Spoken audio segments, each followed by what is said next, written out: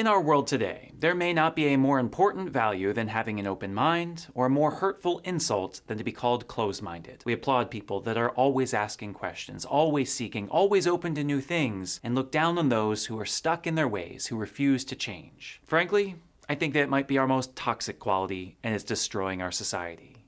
Let me explain. On the surface, having a so-called open mind is not a bad thing. Removing our biases and preconceived notions, looking at the world as it is rather than how we want it to be, taking in new information and adjusting our opinions, these are all good things. What I love about the idea of an open mind is the desire to always be seeking and learning. Especially as a Christian, I know that 1,000 lifetimes could never exhaust all that there is to learn about the unimaginable mystery that is God and the beauty and wonder of His creation. To sit back, unimpressed, to be content with where we are, seems like a sin against the gift of reason that God has given us. Seeking is a good thing. Wondering is a virtue. Welcoming new information is essential for all Christians. We must have an open mind to all that is true, beautiful, and good so that we ourselves may be transformed by all that is true, beautiful, and good. I don't have a problem with any of this. No, the problem I have with much of our world is not that it insists on an open mind per se. It's that it never allows for an open mind to reach a conclusion. Tell someone that you're a seeker, that you're someone who stares out over the ocean and wonders how it all came to be and where we're all going,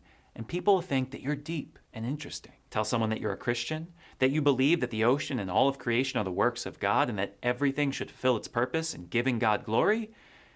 Well, you know the response. How can you know this? What arrogance? Who are you to tell me that my ideas are wrong? As a society, we value minds that question, but belittle minds that claim to have answers to questions. I think of it a lot like the cliche often attributed to Ralph Waldo Emerson. It's not the destination that matters, but the journey. At first, it seems wise. It reminds us that how we get somewhere matters, that we should care about the process, the ways, and the means. And that's true. We don't want to lie or cheat to get somewhere. We don't want to get to our destination having lost ourselves along the way. For what good would the destination be at that point? But the opposite is true as well.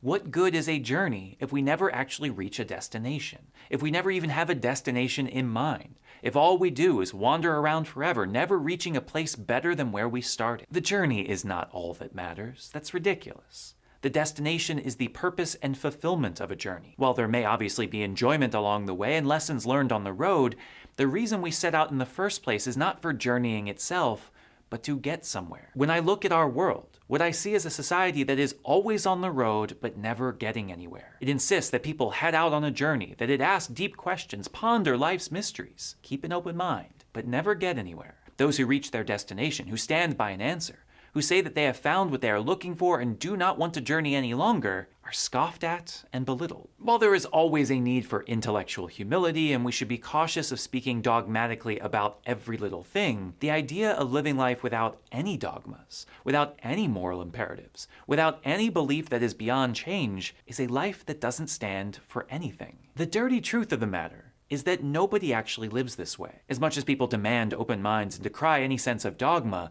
there isn't a person on earth that doesn't hold some truth beyond questioning. Are we to keep an open mind about genocide, always giving an opportunity for the other side to convince us otherwise? No. Must we stay open to the idea that the Earth may actually be flat? That NASA and every scientist in the world for the past 2,500 years has been involved in a conspiracy? Please. Should we treat the love we receive from our parents, spouse, siblings, and friends with skepticism, mindful of the fact that we cannot know for sure if they're being honest, and so should protect ourselves in case they're lying? I hope not. The fact of the matter is that there are certain things in life we have to either accept or not accept. Some things have a mountain of evidence to support them, making doubt more difficult, while other things must be accepted simply on intuition, but the point remains. Eventually, we have to choose one way or another. Do we believe or do we not? To journey our entire lives without reaching a destination, to seek and to ask without ever coming to a conclusion, is a sad, uncourageous life. To remain open to everything is to attain nothing. At some point, we have to take the risk, even if just temporarily, and make a claim. What a waste to live your entire life as an agnostic. Sure, you're never going to be outright wrong, but you're never going to have a chance of being right either. You're never going to find fulfillment, purpose, direction, or any sense of meaning if you remain open to everything. What a waste to live your entire life not sure if your partner is the one. Sure, you're never going to be heartbroken, never have to deal with a messy divorce, but you're also never going to experience the sort of love that comes only with commitment and vulnerability. We could continue down this line of thinking for everything. A career choice, vocational discernment, political positions, which movie to watch on Netflix. With every decision in life, the end goal must always be to actually make a decision. It begins with an open mind. It starts with seeking, questioning, removing biases, doing everything you can to come to the truth. But at some point, you must come to the realization that you will never have enough information, that you will never exhaust everything that can be learned, but must make a decision anyway. Now, I'm not suggesting that we must make a dogmatic decision about everything, or that we should never change our minds once we've decided something. There is a sense in which an open mind is still a very good thing. What I'm suggesting is simply that an open mind is a means to an end, not the end itself. It is the thing that gets us where we're going, not a quality of a good person. The irony of being open to everything, of never settling on anything in particular, is that you'll never actually know when you found the right or wrong answer. We must be willing to take risks, to put ourselves out there, to stand for something rather than be open to everything. Maybe we'll come to realize that we were wrong, but at least we'll have found something, and we'll be closer to our ultimate destination than when we started. Commit to something. You may never know the right or wrong answer beyond a shadow of a doubt, but what sort of life is it if you never even try?